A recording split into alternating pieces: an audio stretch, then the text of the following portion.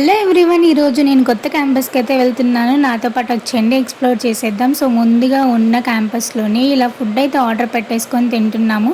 Paneer curry ఏదో ఇచ్చారు. దాంట్లో నాకు పన్నీర్ ముక్కలు ఏమో తక్కువ వేశారు, మా ఫ్రెండ్కి చాలా ఎక్కువ వేశారు. సో ఎండిపోయిన గులాబ్ జామ్ ఒకటి ఇచ్చారు. అలా తినేసి ఆటో బుక్ చేసుకొని అయితే వెళ్ళిపోతున్నాము క్యాంపస్కి. ఎంటర్ అయిన వెంటనే ప్రాజెక్ట్లో పీస్ లేకపోయినా బుద్ధుడిని చూడంగానే పీస్ రావాలని చెప్పి ముందుగా బుద్ధుడి విగ్రహం అయితే పెట్టారు. అలా లోపలికైతే ఎంటర్ అయిపోతుంటే కొన్ని గేమ్స్ అయితే కనిపించాయి.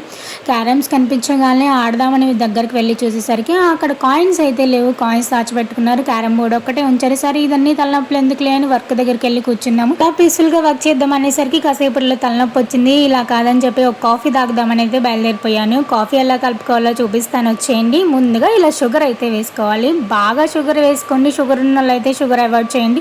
తర్వాత ఇక్కడ పెట్టి మెషిన్ దగ్గర ఏం సెలెక్ట్ చేసుకోవాలని కాసేపు ఆలోచించి లాటే అయితే సెలెక్ట్ చేసుకోవాలి. ఇలా క్లిక్ చేసిన వెంటనే అలా నీళ్ళు కలిపిన పాలు డికాషన్ అయితే పడతాయి.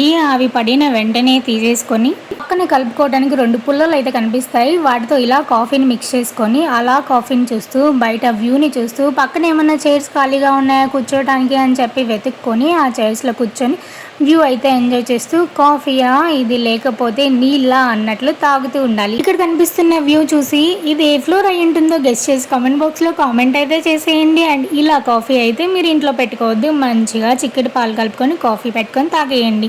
అండ్ ఇదంతా మన వల్ల కాదులే, రిటర్న్ అయిపోదాం ఇంకెంటికి అని చెప్పి లిఫ్ట్లో అయితే రిటర్న్ అయిపోతున్నాం. ఇంకేంటి చూస్తున్నారు, వ్లాగ్ అయితే అయిపోయింది. ఇంకేదైనా ఉంటే కనుక మనం కామెంట్ బాక్స్లో మాట్లాడుకుందాం, వచ్చేయండి. సబ్స్క్రైబ్ చేసుకోవడం మర్చిపోవద్దు, లైక్ చేయడం మర్చిపోవద్దు.